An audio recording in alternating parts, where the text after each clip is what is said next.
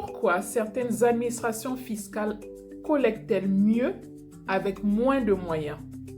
Selon une étude publiée en 2022 par Mackenzie Johnson et Swebrits de l'Université de Stellenbosch, fondée sur les données de 27 administrations fiscales africaines, compilées par le Forum sur les administrations fiscales africaines, l'ATAF, certaines administrations pourraient améliorer leur performance de 3 à 79% avec un cadre législatif inchangé.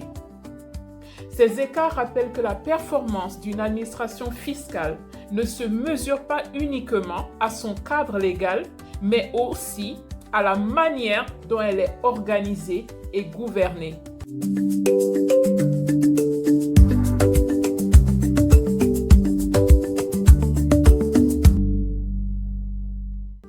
Mesdames et messieurs, bonjour. Je suis ravie de vous retrouver pour ce nouveau numéro de l'analyse fiscale. Un rendez-vous consacré à la lecture stratégique et critique du réel fiscal. Aujourd'hui, nous allons examiner ce que la performance des administrations fiscales révèle au-delà des ressources dont elles disposent à travers les cas du Togo et de l'Ouganda. L'analyse des données de 27 administrations fiscales africaines apporte un élément de réponse. Elle montre que les écarts de performance entre les administrations ne tiennent pas uniquement aux règles fiscales applicables. Ils s'expliquent également par des facteurs institutionnels tels que l'autonomie de l'administration, la qualité des systèmes d'information, la segmentation des contribuables ou encore l'importance du secteur informel. Le cas du Togo illustre ce que ces facteurs produisent lorsqu'ils sont réunis. Créé par la loi en 2012 et opérationnel dès 2014, l'Office togolais des recettes, l'OTR, est né de la fusion de la direction des impôts et de la direction des douanes. Ce n'est pas simplement un regroupement administratif, mais c'est une reconfiguration profonde. Un mandat unifié, une gouvernance rénovée, une digitalisation accélérée et une segmentation des contribuables selon la taille et le secteur. Les résultats sont significatifs. De 2013 à 2022, les recettes fiscales collectées par l'OTR sont passées de 403 milliards de francs CFA à 865 milliards, soit une progression de 114% en 10 ans. En 2023, l'OTR a collecté 990 milliards de francs CFA contre un objectif fixé à 912 milliards, soit un taux de réalisation de 108%.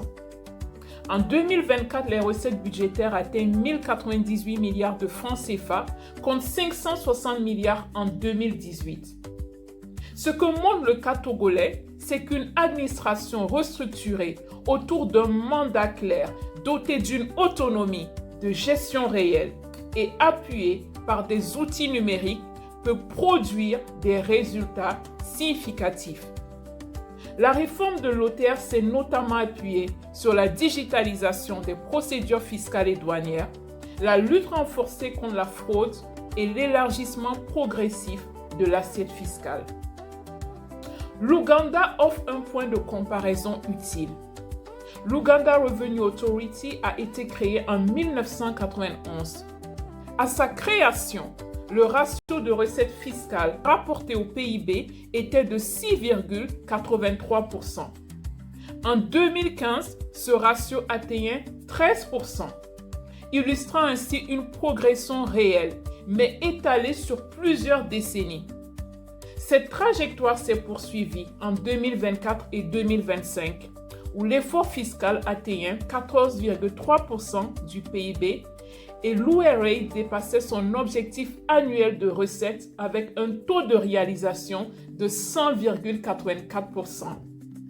Les autorités attribuent ces résultats à la digitalisation croissante de l'administration fiscale grâce à des outils tels que la facturation électronique et des systèmes numériques de suivi des transactions. Pour autant, la Banque mondiale note que ce ratio de 14% demeure en deçà du seuil de 15% jugé essentiel au développement et significativement en deçà de la moyenne d'Afrique subsaharienne de 18,6%. Les réformes institutionnelles ont porté leurs fruits, certes, mais la base fiscale reste étroite. Le secteur informel demeure largement sous-taxé et la confiance des contribuables envers l'administration demeure fragile selon les enquêtes disponibles. La trajectoire ougandaise n'est pas un échec. Elle montre qu'une institution fiscale peut améliorer progressivement ses performances au fil du temps. Elle rappelle également que les réformes administratives produisent souvent leur effet sur le long terme par accumulation de gains en matière de conformité, de modernisation et d'efficacité opérationnelle. Le Togo et l'Ouganda ne livrent pas le même bilan, mais ils posent la même question. Qu'est-ce qui détermine réellement la capacité d'une administration fiscale à collecter à la hauteur de son potentiel?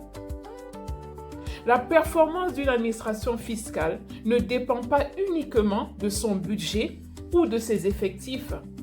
Elle repose aussi sur sa capacité à identifier les contribuables, à segmenter l'assiette, à réduire les coûts de conformité fiscale et à rendre le contrôle crédible pour ceux qui cherchent à y échapper. Ces capacités se construisent aussi par des choix institutionnels que par des investissements financiers. Le degré d'autonomie accordé à l'administration fiscale dans sa gestion figure parmi les facteurs les plus déterminants identifiés par cette recherche. Une administration fiscale dotée d'une autonomie renforcée tend à afficher des meilleures performances de collecte que celle d'une institution dont la marge de manœuvre opérationnelle est limitée. La mobilisation des recettes ne dépend pas uniquement du niveau de développement économique ni de l'ampleur des ressources disponibles. Elle dépend aussi de la manière dont l'administration fiscale est conçue, organisée et gouvernée.